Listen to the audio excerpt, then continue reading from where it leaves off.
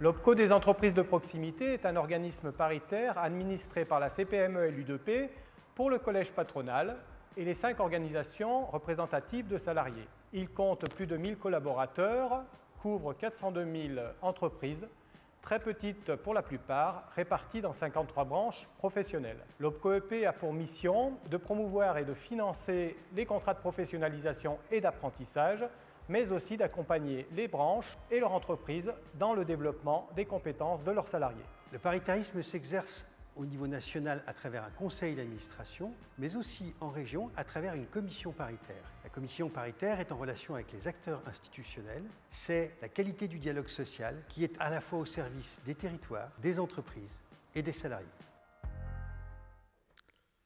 Bonsoir Bruno Mandara. Alors vous êtes président de la commission paritaire régionale OPCO-EP en Auvergne-Rhône-Alpes, côté salarié. Pour vous, selon vous en tout cas, le dialogue social, est-ce qu'il peut vraiment s'exercer dans les TPE en l'absence de syndicats? Oui, bien évidemment, les syndicats sont parfois présents dans ces entreprises. Après, ça fait quelques années pour ma part que je siège dans les organismes paritaires. D'ailleurs, avec Vincent, on forme un vieux couple, tous les deux. Et c'est vrai que la première fois que j'ai intégré, je dirais, un organisme paritaire, eh bien, moi, je fais partie d'un syndicat de salariés et c'est vrai que je n'avais pas forcément de vision sur ce que pouvait être le patronat ou sur ce qu'il pensait. Voilà. On a des formations dans nos organisations syndicales. On nous dit certaines choses sur le patronat. Mais voilà, donc force est de constater que finalement, voilà, c'est des gens qui rencontrent qui ont des difficultés, voilà, et l'avantage de siéger dans ces commissions paritaires, si je puis dire, eh bien, on apprend de l'autre, hein, et finalement, on construit ensemble, puisque l'OPCO-EP, mais avant dans d'autres organismes où je siégeais, eh bien, nous avons construit ensemble et nous faisons avancer le bateau ensemble. Et c'est ça qui est important. Donc on arrive à échanger et de toute façon on n'a pas le choix parce que si chacun tire la ficelle de son côté, on n'arrive à rien. Et le dialogue social dans les entreprises, c'est aussi ça. Je vais prendre un exemple d'un chef d'entreprise un jour qui était en grande difficulté et qui m'a expliqué il y a à peu près une dizaine d'années qu'il ne s'en sortait pas. Et donc il a décidé d'aller voir ses salariés et de discuter avec eux et de lui faire part des difficultés qu'il rencontrait. Eh bien, c'est une entreprise qui, quelques années plus tard, embauchait 10 à 20 personnes par mois. Voilà, parce qu'ils avaient réussi à instaurer un dialogue social. Les salariés se sentaient épanouis au sein de cette entreprise et ils avaient réussi à construire ensemble quelque chose de positif. Donc c'est ça le dialogue social. C'est encore difficile dans les entreprises de pouvoir discuter, surtout dans les grandes entreprises, parce que dans les PME, justement, TPE, c'est des... On va voir justement du côté des chefs d'entreprise. C'est des entreprises à taille humaine, on va dire, voilà, où on échange, mais dans les grandes entreprises, il y a pas mal de travail à faire. Voilà. Vincent Girma, justement, donc, vous êtes le vice-président de la commission paritaire régionale OPCO-EP. Vous êtes donc chef d'entreprise. Qu'est-ce que vous pensez de l'utilité du dialogue social dans les TPE?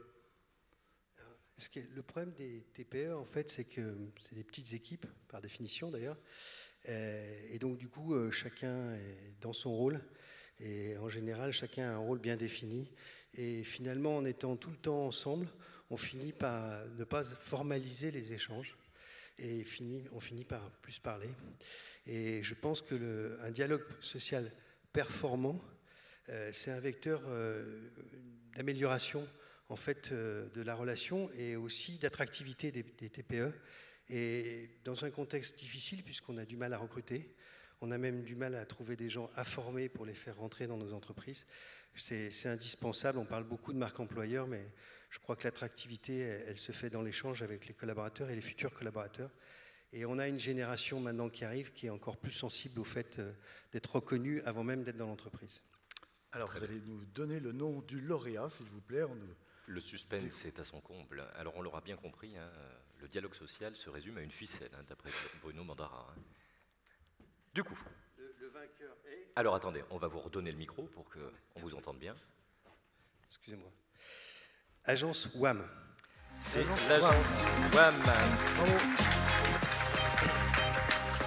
Qui va donc nous rejoindre David Escholzer, qui est le dirigeant de l'agence WAM, mais également Elder Fonseca, qui est le représentant du personnel et membre du CSE, Raphaël Andréani, représentant du personnel, membre du CSE, et enfin Fabien Perrol, qui est aussi responsable RH.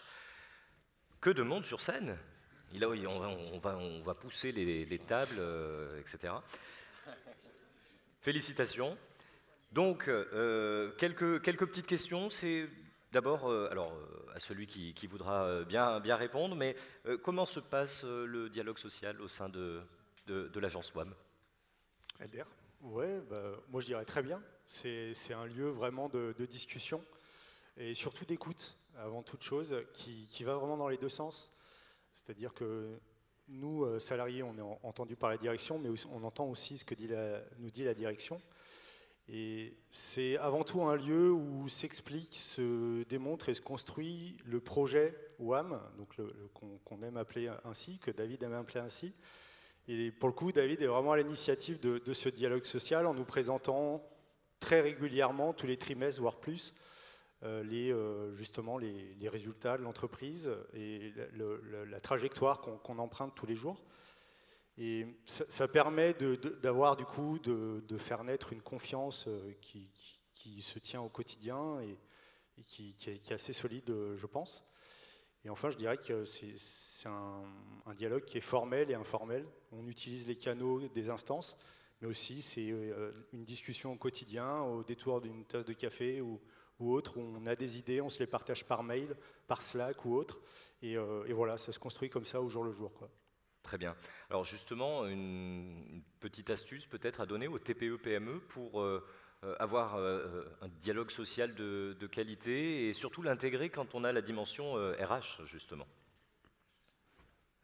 L'avantage d'une TPE, c'est qu'on a la chance d'être à proximité des gens et donc de pouvoir les connaître. Donc la première des choses, c'est d'aller vers eux, de bien les connaître au quotidien, de partager des moments avec eux et puis aussi de leur poser les questions directement, c'est-à-dire que de ne pas être dans son coin, dans sa mission, et de se dire j'ai plus ou moins les réponses à tout parce que c'est mon métier et que c'est mon rôle, de leur poser les questions, de leur demander quelles sont les attentes, comment ils envisagent les choses, ça c'est aussi un point intéressant. Et puis après, dans les TPE, on a aussi la chance d'être à proximité des autres TPE qui partagent le même métier, donc c'est d'aller aussi chercher les infos chez les autres, qui permettent aussi souvent de dénouer des solutions, de trouver en tout cas des solutions qui peuvent résoudre soit des problèmes, soit apporter plein de solutions à des questions qu'on peut se poser. Très bien, bah écoutez, merci pour plus de conseils, des conseils pratiques, n'hésitez pas, l'agence WAM, hein, tout à fait. Bon, eh bien, écoutez, on ne va pas vous embêter davantage, on va simplement vous demander de prendre une petite photo. Félicitations encore à vous pour ce magnifique prix du dialogue social dans les TPE et PME.